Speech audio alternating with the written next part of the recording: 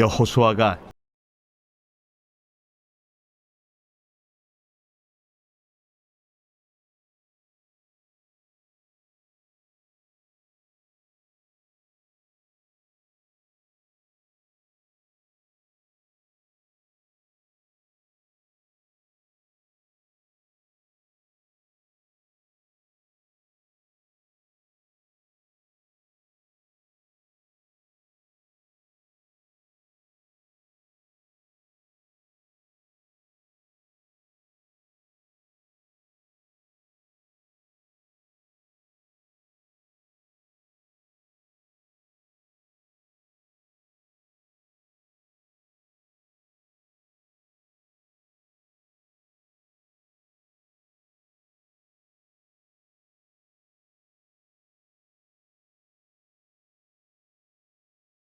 백성 앞에서 나아가니라. 요단이 곡식 거두는 시기에는 항상 언덕에 넘치더라.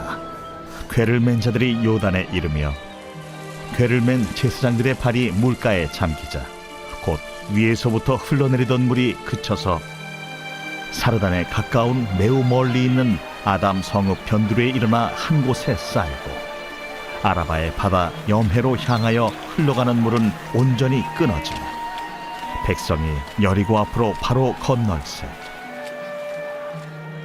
여호와의 언약궤를 맨 제사장들은 요단 가운데 마른 땅에 굳게 섰고 그 모든 백성이 요단을 건너기를 마칠 때까지 모든 이스라엘은 그 마른 땅으로 건너갔더라. 오늘 말씀은 요단강에 대로를 내신 하나님이라는 제목으로 말씀을 전하겠습니다. 오늘 본문의 말씀은 이제 이스라엘 백성들이 요단강을 본격적으로 건너게 되는 그런 이야기를 합니다. 그런데 오늘 성경에서 우리에게 잠깐 말씀하고 있는 것이 요단강을 건널 때에 그때가 곡식을 거두는 시기였다 이렇게 이야기를 하는데요. 이때는 요단강에 물이 넘쳐서 우기에 해당합니다. 그래서 우기에 해당이 돼서 요단강에 물이 넘쳐서 굉장히 많을 때입니다. 일반적으로 요단강은 그렇게 물이 많은 지역이 아닙니다만 이렇게 우기 시절에는 마치 우리나라에서도 그 여름철에 장마철이 되거나 또 홍수 시기가 되면 물살이 엄청 세게 내려가지요. 바로 그런 시기였었다라는 것을 이야기합니다. 그래서 오늘 하나님께서는 먼저 제사장들에게 이 법궤를 메고 언약궤를 메고 먼저 건너라고 합니다. 건너는데 처음에는 물이 그냥 있는 상태입니다. 그냥 가자마자 물이 이렇게 벽이 생기는 게 아니라 이들이 먼저 발목에 물을 잠길 정도로 들어가면 물이 벽처럼 섭니다. 그래서 이들이 이 요단강 한가운데 서 있고 그리고 건너지 않습니다. 이들은 계속 그 자리에 있고 이스라엘 백성들이 전체가 다 건넌 다음에 다시 마지막으로 이들이 건너게 하는 그런 이야기가 오늘 본문에 나오는 말씀입니다. 그래서 오늘 먼저 본문의 말씀을 통해서 이야기하고 있는 것은 이들에게 하나님의 말씀을 들어라 라고 하면서 시작합니다. 즉 이스라엘 백성들이 끊임없이 하나님 말씀에 대한 말씀을 먼저 듣기보다도 먼저 현실을 보았거든요. 그래서 항상 불평이 나왔습니다. 우리에게도 마찬가지입니다. 현실에 대한 바른 인식은 중요합니다. 그런데 현실만 바라보면 불평하고 넘어지게끔 되었거든요. 그러니까 이스라엘 백성들에게 너희가 먼저 여호와의 말씀을 듣고 가라라고 이야기를 하는 겁니다. 우리가 종종 이런 사회가 되는 것 같아서 좀 안타깝습니다. 많은 사람들이 하나님을 의지하기보다는 먼저 현실을 보고 무너지고 현실 이야기만 하는 겁니다. 그래서 현실을 뛰어넘어 역사하시는 하나님을 바라보아야 되겠고요. 그리고 또 하나는 말씀을 좀 잘 들어야 됩니다. 우리가 일반적인 대화 속에서도 그런데 어떤 경우냐면 사람들이 말을 끝까지 잘 듣지 않습니다. 들으면서 자기 생각에 사로잡혀서 말을 잘못 듣는 경우가 의외로 많습니다. 그래서 하나님께서 성경을 기록하게 하고 말씀을 먼저 들으라고 시작하는 것은 그들이 하나님의 말씀을 제대로 듣지 않고 일부만 듣고 자기 판단에서 오해되어지는 그런 모습으로 나갔던 것이 이스라엘 백성들입니다. 그래서 하나님의 말씀을 끝까지 잘 들어야 된다라는 이야기를 합니다. 실제로 오늘날도 마찬가지입니다. 교회에서 목사가 설교를 하거나 이럴 때 보면 하나님의 말씀을 잘 들어야 되는데 꼭 그렇지 않는 분들이 가끔은 있는 듯 합니다. 그래서 하나님의 말씀에 대한 본래의 의도와 그 뜻이 무엇인지를 깨닫고 그렇게 적용을 하고 그리고 변화가 이루어져야 되는데 그렇지 않습니다. 그래서 오해를 하고 또 문제를 일으키는 경우도 적지 않게 있는 경우가 많습니다.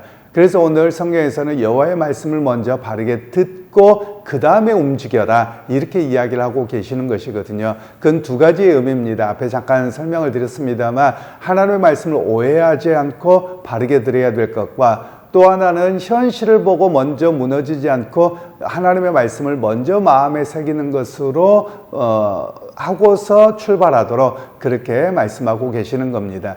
제가 우스갯소리로 종종 이야기를 합니다만 우리가 한국 사회에서 보면 우리가 상당히 위험합니다. 왜 위험하냐면 어디 길을 건널 때나 뭐를 할 때나 보면 먼저 살피지 않습니다. 일단 먼저 움직입니다. 우리가 몸을 그렇게 빨리 반응을 해요. 그러다 보니까 우리의 삶의 자리에서도 어떤 상황이 발생하면 하나님 말씀을 묵상하고 하나님 말씀의 뜻이 무엇이고 어떻게 살아가야 될까 이걸 생각하고 움직여야 되는데 일단 움직이고 봐버리는 겁니다. 그러다 보니 현실의 어려움을 닥쳤을 때는 거기서 덜컥 무너지는 그런 모습들이 우리에게 있습니다. 그래서 우리가 어떤 것을 행하고 뭘 하기보다도 먼저 잠깐 묵상하고 그리고 하나님 앞에서 내가 어떻게 살아가야 될지를 결단하고 도우심을 의지하고 살아가는 것이 우리의 출발점이어야 함을 성경에서는 말씀하고 있습니다. 그리고서 이제 언약궤가 먼저 언약궤를 맨 제사장들이 요단강 안에 들어가 있고 이들이 하나하나 건너게 합니다. 그러면 여기에서는 하나님의 세심한 배려를 볼 수 있거든요. 왜냐하면 요단강의 물줄기가 평상시에는 별로 많지 않은데 이때가 우기여서 물살이 엄청 셉니다. 그런데 이 요단강에 먼저 들어갔던 제사장들이 언약궤를 메고 건너가 버리면 뒤에 따라오는 사람들이 야, 물 저거 다시 내려오면 어떡하지? 이런 두려움이 생긴 거거든요. 그렇기 때문에 하나님께서는 이 제사장들에게는 그냥 한가운데 있으라는 겁니다. 그리고 모두가 건넌 이후에 마지막으로 이 언약궤를 맨 제사장들이 건너게 하셨던 그런 이야기를 우리에게 말씀합니다. 그래서 하나님께서는 어떤 분이냐, 이 언약궤가 간다라는 말은 하나님의 임재가 있고 하나님이 앞서가신다는 말씀이거든요. 그러니까 오늘 성경에서는 하나님께서 앞서가시고 그리고 요단강의 한가운데 물살이 가장 세고 두려운 가운데 하나님이 계시고 그리고 이들이 다 건넌 다음에 마지막에 언약궤를 맨 제사장들이 건너갑니다. 마지막으로 하나님이 건너가신다. 이런 이야기를 말씀하고 계시는 겁니다. 그러니까 아무리 큰 물살 속에 인생의 요단강의 큰 물살에 있다 할지라도 그 자리에 하나님이 앞서가시고 그리고 한가운데 하나님이 계시고 그리고 마지막까지 하나님이 계십니다. 이런 이야기를 우리에게 말씀하고 있는 겁니다. 그러니까 여러분 우리가 인생의 걸음을 가다 보면 항상 평상시가 아닐 때가 많습니다. 우리가 하나님이 함께 하신다는 것은 평상시에 잘 못 느낍니다. 그냥 똑같이 살아가는 것처럼 느껴집니다. 그러나 오히려 하나님을 의지하고 붙들어야 될 때가 언제냐면 이런 어려움을 겪을 때입니다. 그러면 이 어려움을 겪을 때 하나님의 역사하시고 일하심을 경험하려면 어떻게 해야 되느냐? 앞에 여호와의 말씀을 듣고 그 말씀대로 살아가는 순종의 훈련이 있을 때 바로 어려움을 겪었을 때도 하나님의 역사를 기대하고 의지하고 도움을 기다릴 수 있는 그런 모습이라는 사실을 우리에게 말씀을 하고 있습니다. 결국 여러분 오늘 우리의 삶이 끊임없이 그렇습니다. 이스라엘 백성들이 광야의 삶을 살아가고 요단강을 건너가서 나중에 이제 가나안 땅을 점령하는 시기가 가만히 있으니까 자동적으로 주어진 게 아닙니다. 그들이 걸어가는 삶의 계속되는 여정에는 매번 이런 생각지도 않는 요단강을 건널 때 하필이면 우기예요. 우기가 아니고 건기 때 건너면 그냥 웬만한 사람은 다 건널 수 있습니다. 그런 상황이기 때문에 하나님께서는 일부러 그러신 것 같아요. 우기 때 건너게 하시는 거예요. 그래야지 누구를 의지합니까? 하나님이 역사하셨구나. 이런 걸 알게 하고 깨닫게 하고 그 하나님을 의지하게 하셨다라는 겁니다. 오늘 우리 각자도 마찬가지입니다. 우리가 물론 인생을 살아가면서 평탄하면 좋기는 합니다.